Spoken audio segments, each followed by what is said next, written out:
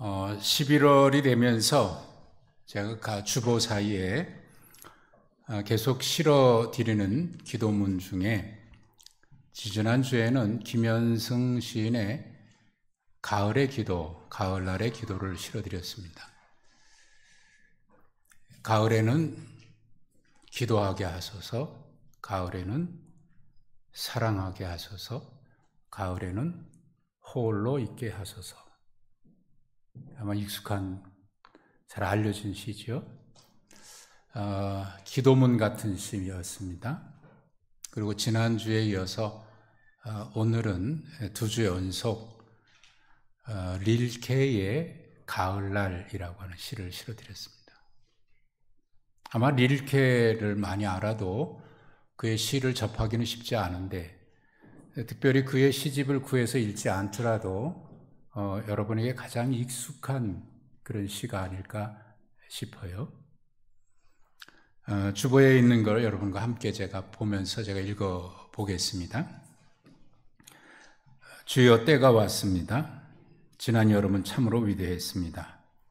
해시계 위에 당신의 그림자를 얹으시고 들에는 더 많은 바람을 놓으십시오. 마지막 과실들을 있게 하시고 이틀만 더 남국에 햇볕을 주시어 그들을 완성시켜 마지막 단맛이 짙은 포도주 속에 스미게 하십시오. 지금 집이 없는 사람은 이제 집을 짓지 않습니다. 지금 고독한 사람은 이후로도 오래도록 그리할 것입니다. 잠은 못 이루고 책을 읽고 그리고 긴 편지를 쓸 것입니다. 바람에 불려 나뭇잎이 흩날릴 때 불안스럽게 가로수길을 이리저리 헤맬 것입니다. 여러분은 이 시를 읽으면서 어떤 느낌이 있던가요? 시를 해석하는 것도 좋습니다만은 해석하기보다 그림이든지 시든지 처음으로 접할 때 떠오르는 즉각적으로 떠오르는 그런 인상이 있고 그런 감정이 있을 겁니다. 이 시에서 여러분이 느끼는 것은 무엇인지 모르겠어요. 저는 이 시에서 몇 가지 떠오르는 게 있는데, 하나는 때늦은 후에 만시지탄이라고 때늦게 탄식하는 그런 것이 떠올랐고요. 또 하나는 현대인의 고독과 불안, 이런 것들이 느껴졌습니다. 시간은 되돌릴 수 없으니까, 우리의 인생은 되돌릴 수 없으니까 우리는 종종 지나간 뒤에 후회를 많이 하게 됩니다. 그때 그랬으면 좋았을 것을, 그때 그랬으면 달라졌을지도 모르겠는데 라고 하는 후회를 말이죠. 하지만 후회는 생산적이지 않죠. 그 후회가 아무리 뒤늦은 후회라고 할지라도 그래, 이제라도 내가 뭔가 할 수 있지 않을까라고 하게 된다면 그 후회는 생산적이 될 겁니다. 그리고 여기서 말하고 있는 것, 특별히 이 두 번째 연에서 얘기하고 있는 것, 지금 집이 없는 사람은 이제 집을 짓지 않는다라고 하는 것에서 우리는 그런 때늦은 후회 같은 것을 느낍니다만은, 그 다음 단락에 잠을 못 이루고 책을 읽고 긴 편지를 쓰고, 특별히 마지막에 바람이 불어서 나뭇잎이 흩날릴 때 불안스럽게 가로수길을 이리저리 헤맨다고 하는 그 모습에서 현대인의 불안과 고독을 느끼게 됩니다. 풍성한 가을의 계절이지만 왠지 모를 불안감입니다.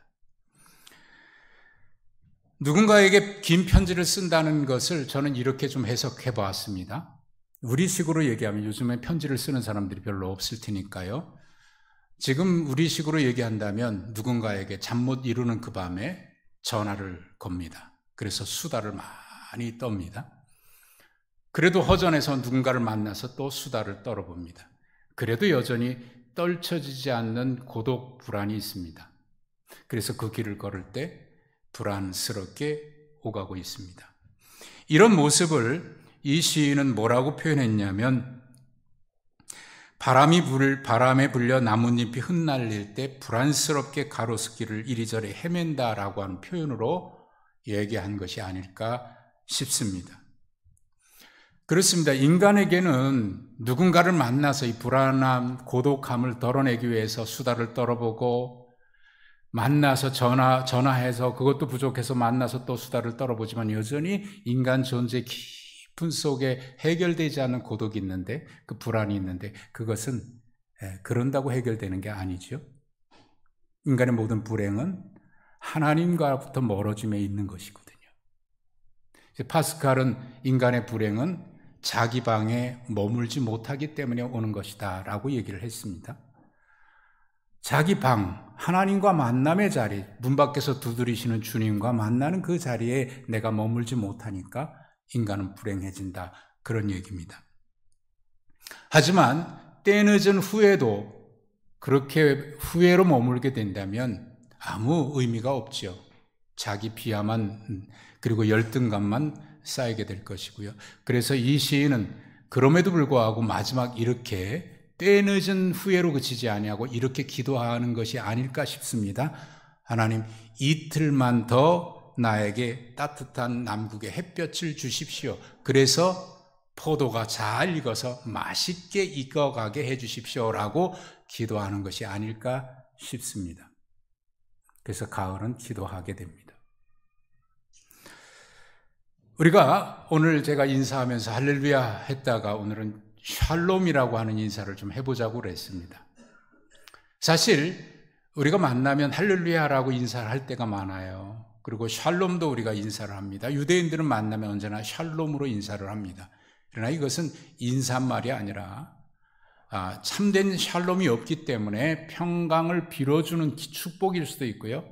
우리 속에 참된 평강이 있기를 간구하는 간구이기도 할 수 있을 겁니다. 그런데 우리가 살아가는 이 세상은 평강을 잃어버린 지 오래됐습니다. 오늘 본문의 말씀의 배경인 사사 시대는 이스라엘 백성들이 약속의 땅, 샬롬의 땅에 들어와서 살아갈 때 모습입니다. 그런데 샬롬의 땅에 들어왔는데 그들에게 샬롬이 없는 엔샬롬이 되고 말았습니다. 그래서 어느 신학자는 사사기 강해를 쓰고 그 책 제목으로 이렇게 제목을 삼았습니다. 샬롬의 땅에서 엔샬롬의 교향곡. 샬롬의 땅에 흐르는 엔샬롬 교향곡이라고 얘기를 했습니다. 샬롬의 땅에 들어왔는데, 약속의 땅에 들어왔는데 그들은 샬롬을 누리지 못한다는 이야기입니다. 그 이유가 뭘까요? 사사기서는 분명하게 얘기하고 있습니다. 그때 이스라엘에 왕이 없으므로 사람들마다 자기가 하고 싶은 대로 했기 때문이다 라고 이야기를 합니다. 내가 하고 싶은 대로 하는 게 왜 문제일까요? 그러면 평안이 오고 축복이 되지 않을까요? 그런데 내가 하고 싶은 대로 해도 인간의 불안과 궁극적인 문제는 해결되지 않는 것이죠. 그것 때문에 오히려 더 불안해지고 채워지지 않는 인간 심성의 깊은 공간은 어떤 것으로도 채워지지 않으니까 거기서 더 고독해지고 더 불안해지고 더 소외를 느끼게 되죠. 하지만 자기 하고 싶은 대로 했기 때문이다라고 하는 말씀 앞에 전제로 주어진 것이 있는데 그때의 왕이 없었기 때문이다라는 겁니다. 거기서 말씀하고 있는 왕은 인간 왕을 얘기하는 것이 아닙니다. 그들에게 있어 진정한 왕은 하나님이셨습니다. 그런데 하나님과 멀어지고 나니까 그 땅에 샬롬의 땅에 살고는 있으나 샬롬이 없는 엔샬롬의 땅이 되고 말았다는 겁니다. 오늘 말씀 기드온의 이야기가 시작되는 6장 1절에는 또다시 이렇게 말씀이 시작이 됩니다. 이스라엘 자손이 또 여호와 목전에 악을 행하였으므로 그로 인해서 하나님은 그 땅에 미디안을 통해서 징계를 하시기 시작을 하는데 미디안 백성들이 와서 그 땅의 모든 것을 빼앗아 갑니다. 추수한 것도 빼앗아 가고 또 농사 지을 수 있는 소도 빼앗아 가고 양도 빼앗아 가고 모든 것 다 약탈합니다. 견딜 수 없어서 그들은 집을 놔두고 어디 가서 살기 시작하냐면 3절에 보니까 산에 올라가서 동굴을 파고 살았다고 기록이 되어 있습니다. 얼마나 힘들었으면 집이 있음에도 불구하고 집에 살지 못하고 산속에 올라가 동굴에 살아야 했을까요? 그때 오늘 말씀에 등장하는 기드온이라고 하는 사람도 예외는 아닙니다. 11절에 보시면 그는 포도주 틀에서 타작을 하고 있습니다. 포도주 틀에서 포도를 타작하는 게 아니라 밀을 타작하고 있다고 말씀하고 있어요. 포도주 틀에서 밀을 타작하는 이유가 뭘까 했더니 그 말씀 앞에 미디안에게 알리지 아니하려고 하여라고 기록이 되어 있어요. 그러니까 그들에게 들키면 또다시 빼앗길 테니까 포도주 틀 안에서 밀을 타작하고 있다는 겁니다. 참 그 시대의 삶의 환경이 얼마나 힘들었을까 하는 것을 엿볼 수 있는 거지요. 그렇게 비겁한 사람, 비굴한 사람, 아니 그렇게 말하기가 어렵습니다. 우리가 그 상황에 처해 있다면 우리는 어떻게 했을지 모르기 때문에 우리는 그저 결과만 보고 비겁한 사람이야, 나쁜 사람이야 라고 쉽게 정죄하는 것을 우리는 쉽게 하기가 어려워요. 아무튼 그때 하나님의 사자가 나타난 것은 바로 그때였습니다. 그에게 큰 용사여 여호와께서 너와 함께 하시도다 라고 말씀을 합니다. 하나님이 우리와 함께 한다고 하는 것은 성경 전체에 끊임없이 주어지는 우리의 축복의 약속입니다. 여러분, 하나님이 우리와 함께 하신다는 것 얼마나 놀라운 축복일까요? 우리가 감당할 수 없는 신비한 은혜고 신비한 축복입니다. 하나님이 나 같은 자와 함께 하신다? 이건 받아들이기 어려운 놀라운 축복인 겁니다. 그런데 하나님께서 우리에게 함께 하신다 그러니까 우리는 이런 질문을 합니다. 하나님이 함께 계신다고 하면 우리가 생각할 수 있는 것이, 짐작하는 것이 있는데, 하나님이 함께 계신다면 어떤 문제든지 다 해결될 텐데, 현실과 다른 하나님의 약속에 대해서 불평을 하기 시작합니다. 기드온의 대답입니다. 하나님이 함께 계시는데 왜 이런 일이 일어납니까? 하나님은 우리가 알기에 전능하신 하나님이어서 이스라엘 백성들, 우리 조상들을 바로의 압제에서 그리고 홍해를 갈라서 여기까지 인도하셨는데 그 기적은 왜 지금 안 일어나고 있는 겁니까? 우리가 신앙생활하면서 교리적인 신앙을 할 때가 많습니다. 교리적으로 내용을 참 잘 알아요. 성경의 지식도 많이 알고 있습니다. 그런데 현실에 적용이 안 됩니다. 성경에 그렇게 많이 주어진 약속이 있는데 왜 나에게는 이런 일들이 일어나는 겁니까? 하나님이 계시다면 왜 이런 일들이 해결되지 않는 것입니까? 그 이야기를 통하면서 결국은 그 하나님이 어디 계십니까? 라고 묻게 됩니다. 이게 바로 교리적인 신앙의 문제점입니다. 성경은 아는데 그것이 우리의 삶에 적용이 안 되는 거예요. 거기서 우리는 많은 갈등을 하게 되죠. 그리고 그것 때문에 하나님의 약속의 축복을 알면서도 그것을 자꾸 회피하려고 합니다. 하나님이 함께 계신다라고 하는 약속을 받았음에도 불구하고 회피하기 위한 목적으로 하나님이 계시면 왜 이런 일이 일어납니까? 하나님, 그 전능하신 하나님은 왜 지금 그 기적을 행하지 않습니까? 왜 그 문제를 해결해 주지 않습니까? 라고 질문하는데 그 질문 속에는 하나님의 부르심에 회피하고 싶은 마음이 있기 때문입니다. 근데 그게 하나님 앞에 들켰어요. 하나님이 말씀하십니다. 네가 가서 해라. 네가 가서 해라.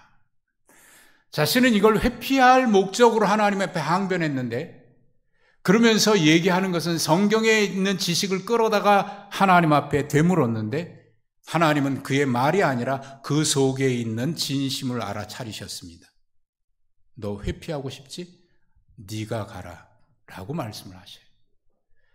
그러자 기드온은 자기의 속 생각이 들켰으니까 할 말이 없잖아요. 그래서 이렇게 되묻지요. 내가 무엇으로 할 수 있습니까? 나는 이렇게 연약한 자인데요. 하나님 말씀하십니다. 내가 함께 할 거야. 내가 너와 함께 할 거야. 여러분, 이쯤 되면 더 이상 회피할 수 없는 거 아닙니까? 근데 우리는 종종 신앙의 모순들을 참 많이 발견하게 돼요. 우리가 기도하면서도 정작 그 기도한 대로 내가 살지 못하는 그런 기도의 모순 말입니다. 내가 고백하면서도 그 고백대로 내가 행하지 못하고 있는 그런 모순 말입니다. 하나님이 이래 하나님이 약속이 축복인 줄 압니다 라고 말하지만 막상 그 약속이 나에게 주어졌을 때는 내가 하고 싶지 않은 마음이 있어서 피하고 싶은 마음이 있습니다. 그래서 종종 저는 질문합니다. 저에게도 역시 마찬가지입니다. 내가 하는 말들이, 내가 하는 고백들이, 내가 부르는 찬송들이 정말 내가 마음으로 고백하는 것일까? 하나님 일이 주어지면 내가 헌신하겠습니다라고 말하면서 정작 주어졌을 때는 회피하고 싶어서 내가 알고 있는 신앙의 지식을 가지고 총동원해서 하나님 앞에 핑계대고 변명하는 우리의 모습을 보면서 신앙의 모순들을 참 많이 발견하게 됩니다.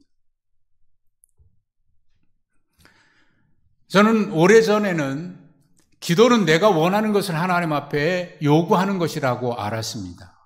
그런데 언젠가부터 알게 됐습니다. 기도는 내가 원하는 것을 요구하는 것이기도 하지만 그보다 더 중요한 것이 있는데 하나님의 뜻에 내가 어떻게 응답하는 것인가가 기도의 정말 중요한 내용이다. 그래서 주님 앞에 묻습니다. 하나님께서 기뻐하시는 게 무엇입니까? 하나님 이것을 통해서 저에게 말씀하시는 것이 무엇입니까? 내게 요구하는 것이 무엇입니까? 라고 응답하는 것이 기도의 본래적인 의미라고 하는 것을 알게 됐습니다. 그런데 우리는 기도의 많은 모순들을 스스로 행하고 있습니다. 자, 더 이상 도망갈 길이 없어졌습니다. 기드온이 이렇게 묻습니다. 그럼 나에게 말씀하신 그분이 하나님이라고 하는 증거를 보여주십시오.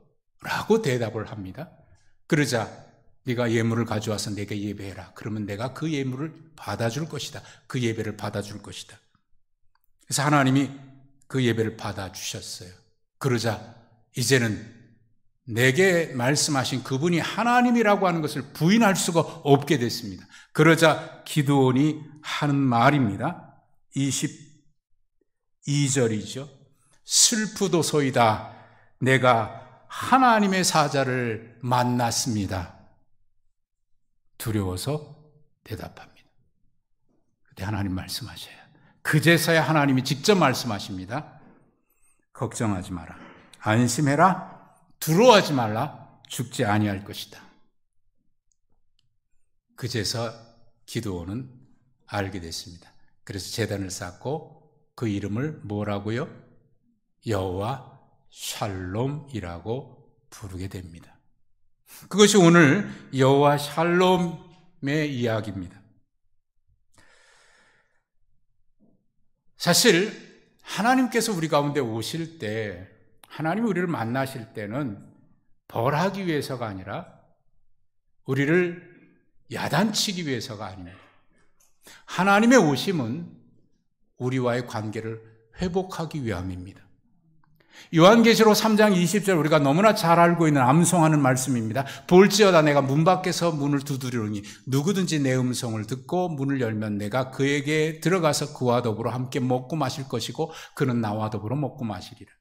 이게 하나님이 우리에게 찾아오심입니다. 이게 하나님의 본심이에요. 우리에게 오시는 이유는 우리와 함께 있고 싶어서, 우리와 틀어진 관계를 회복하고 죄로 인해서 틀어진 관계를 회복하고 싶어서입니다. 그게 여호와 하나님이 우리에게 오심입니다. 우리는 이렇게 생각을 해요. 하나님이 오시면 내 문제 해결해 주시겠지. 하지만 하나님은 문제 해결보다 더 중요한 것을 위해서 오셨습니다. 나와 함께 계시고 싶은 거입니다. 성경은 끊임없이 우리에게 찾아오시는 하나님의 역사를 기록하고 있습니다. 오셔서 우리를 축복으로 초대하고 계시고 은혜로 초대하고 계시고 하나님 하시는 일에 우리를 참여해서 하나님 하시는 그 일에 우리를 초대하시는 역사입니다. 바울도 그걸 알았습니다. 뒤늦게 깨달았습니다. 바울이 다메섹으로 갈 때는 예수 믿는 사람 잡아 죽이려고 갔습니다. 그런데 주님이 막고 서셨죠? 두려웠을 겁니다. 그런데 예수님은 그에게 나타나셔서 말씀하십니다. 나는 네가 박해하는 예수다. 두려웠지요? 근데 주님이 오신 이유가 자기를 죽이려고 오신 이유가 아닌 것을 알고 나서 주님 내가 어떻게 하면 좋겠습니까? 응답을 하기 시작합니다. 그리고 그 뒤에 그는 깨달아서 이 깨달음을 로마서 5장 1절에서 이렇게 고백을 했습니다. 그러므로 우리가 믿음으로 의롭다 하심을 받았으니 우리 주 예수 그리스도로 말미암아 하나님과 화평을 누리자. 하나님께서 우리에게 다가오셔서 우리를 의롭다 하시고 하나님과 화평하도록 우리를 부르심이라고 하는 사실을 그는 알았기에 로마서에서 그렇게 고백을 하죠. 샬롬, 평강, 평화로 번역이 됩니다. 평강이신 하나님, 평화이신 하나님이라고 우리가 얘기할 수 있습니다. 하지만 이 샬롬은 평강, 평화라고 하는 것으로 간단하게 해석되지 않습니다. 이 샬롬은 하나님과의 온전함의 회복이라고 하는 뜻이 있습니다. 그럴 때 우리에게 주어지는 것이 평강이고 평안입니다. 하나님과의 관계도 회복이 되고 이웃과의 관계도 회복이 되고 피조물과의 관계도 회복이 되는 것이 온전함입니다. 이게 샬롬의 진정한 의미입니다. 그럴 때 우리는 평강을 누리게 됩니다. 고독과 불안의 문제, 근본적인 문제 해결은 바로 하나님과의 관계 회복을 통해서만 누리는 것이기 때문에 이 시는 그래서 어쩌면 뒤늦은 후회인지 모르지만 하나님 그래도 이제라도 이틀만 더 햇볕을 저에게 주십시오라고 말했는지도 모르겠습니다. 샬롬, 이 말은 구약 성경에 몇 번이나 기록됐을까요? 구약 성경에 이 샬롬이라고 하는 말은 237번이 기록이 되어 있습니다. 그런데 그 중에 샬롬이라고 하는 발음 그대로 기록된 것은 오늘 본문이 유일합니다. 그리고 하나님 앞에 하나님은 여호와 샬롬입니다 라고 고백했던 사람도 바로 이 기드온입니다. 나머지는 평안을 얘기하고 그럴 때 샬롬이라고 번역되어 있어요. 하지만 그 제단을 쌓고 직접 하나님이 나의 샬롬이십니다라고 번역한 사람은 유일한 기드온이고 그리고 본문에 유일하게 샬롬이라고 기록되어 있습니다. 기드온은 처음에 하나님이 계시면 하나님이 해결해 주시죠. 왜 나에게 이런 일이 일어납니까? 라고 회피할 핑계를 댔지만 그러나 그것이 하나님의 능력인 것을 그는 깨닫게 되지요. 바울 사도도 그걸 깨달았습니다. 바울 사도도 우리가 잘 아는 그가 얼마나 괴로웠으면 이것이 사탄의 가시라고 얘기할 정도로 그에겐 질병이 있었습니다. 그 문제 가지고 주님께 3번이나 고쳐달라고 기도를 했습니다. 그런데 하나님이 그에게 이렇게 말씀을 하셨죠. 그 기록이 고린도후서 12장 8절과 9절에 기록되어 있는데 이렇게 기록되어 있습니다. 나는 이것을 내게서 떠나게 해달라고 주님께 3번이나 간청했습니다. 그러나 주님께서는 내게 이렇게 말씀하셨습니다. 내 은혜가 내게 족하다. 내 능력은 약한 데서 완전하게 된다. 그러므로 그리스도의 능력이 내게 머무르게 하기 위해서 나는 더욱더 기쁜 마음으로 내 약한 것을 자랑하려고 합니다. 약점이라고 생각했고 감추고 싶었는데 그것이 하나님의 은혜라고 하는 것을 깨닫고 난 뒤에 그는 약점을 감추기 아니라 오히려 더 자랑했다. 얼마 전에 제가 짧은 영상을 하나 봤는데요. 그 영상은 영화로 이제 곧 개봉이 된다고 그래요. 그리고 그것이 이미 TV 저는 거기에 가입되지 않아서 잘 못 봤는데 넷 어쩌고 저쩌고 하는 거 있죠. 거기에 연속 시리즈물로 방영이 되고 있는 모양입니다. 더 초이즌, 선택받은 자라고 번역돼서 소개되고 있는데 그 중에 한 장면을 제가 봤는데 참 감동을 받았습니다. 사복음서의 이야기를 시리즈로 영화한 건데 그 중에 한 장면이 이겁니다. 예수님이 제자들을 파송합니다. 병 고치는 능력을 주시고 여러 능력을 주시고 파송해요. 그 중에 한 사람이 예수님께 이렇게 물어요. 주님, 제게 병 고치는 능력을 주셨다고요? 그렇다. 그러면 제가 병든 자에게 가서 기도하면 병이 낫는 것입니까? 그렇다니까. 그럼 제게 그런 능력이 있다는 게 맞는 말이죠? 그렇다. 너에게 그런 능력이 있다. 정말 제가 기도하면 낫습니까? 그렇다니까. 그러니까 이 제자가 이렇게 질문해요. 그런데 주님, 제 병은 왜 안 낫습니까? 그렇게 물어요. 사람들이 볼 때, 야, 네 병이나 고치지. 그렇게 할까봐 그게 걱정이었던 모양입니다. 아마 그럴 것 같아요. 제가 저에게 그런 능력을 주신 게 틀림없습니까? 그렇다니까. 근데 왜 제 병은 안 고쳐주십니까? 그때 예수님이 그에게 이렇게 말씀을 하십니다. 하나님이 어떤 계획이 있는지 분명 하나님의 뜻이 있을 거야. 자, 네가 만약 그런 사람들을 고쳐주고 내 몸은 그렇게 연약한데도 불구하고 누군가를 도와주고 그 병을 고쳐준다고 한다면 사람들이 보고 너 이렇게 생각할 거 아니니? 야, 저 사람은 저렇게 몸이 불편한데도 남을 돕고 있네. 아, 저 사람 자기 몸이 병들었는데도 불구하고 다른 사람을 고쳐주고 있네.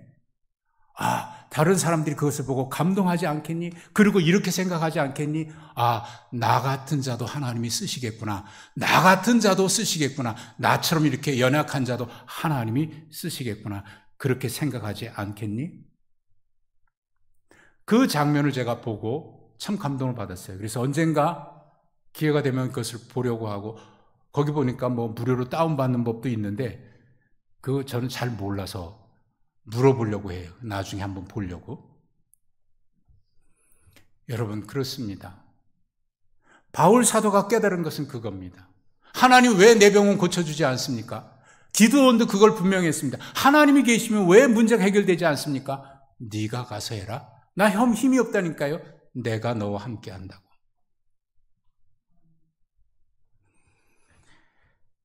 여러분, 우리는 이걸 뭐라고 얘기하죠? 사명이라고 얘기합니다. 왜 하필 나에게, 하나님 왜 하필이면 납니까? 다른 사람도 많은데 왜 하필 내가 해야 합니까? 이렇게 질문할 때가 있어요. 근데 이럴 때 여러분 질문하셨습니까? 여러분의 어떤 복을 받았어요? 문제가 잘 해결됐어요? 야, 정말 복 받았다라고 할 때 여러분 이렇게 질문한 적이 있습니까? 하나님 왜 하필이면 나에게 이런 복을 주셨습니까? 라고 질문한 적이 있습니까?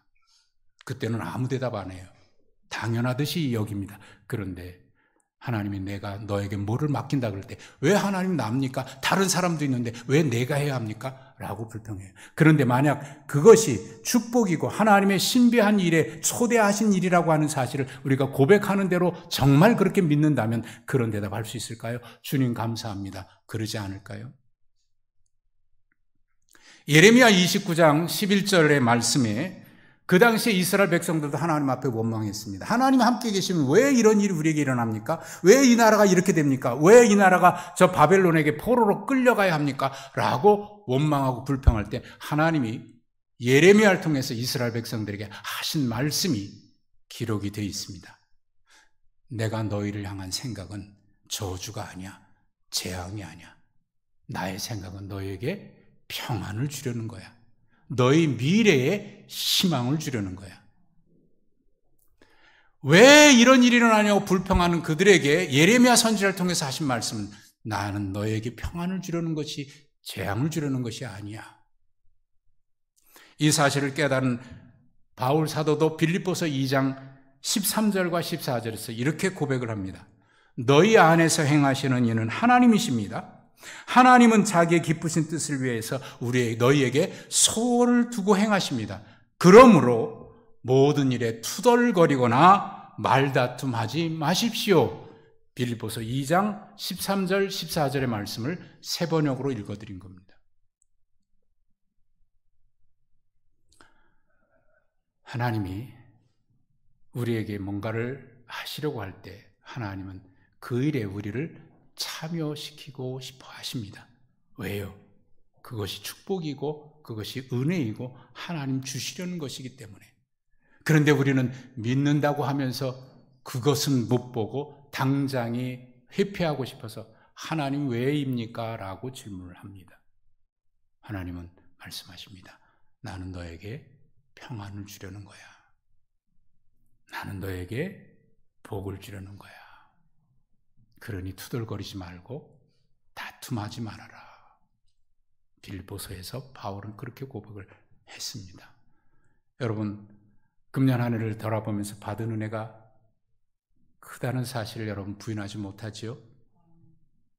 그리고 하나님은 끊임없이 우리에게 놀라운 하나님의 은혜의 자리로 부르시고 있다는 사실도 여러분 부인하고 계십니까? 아니라고 믿습니다.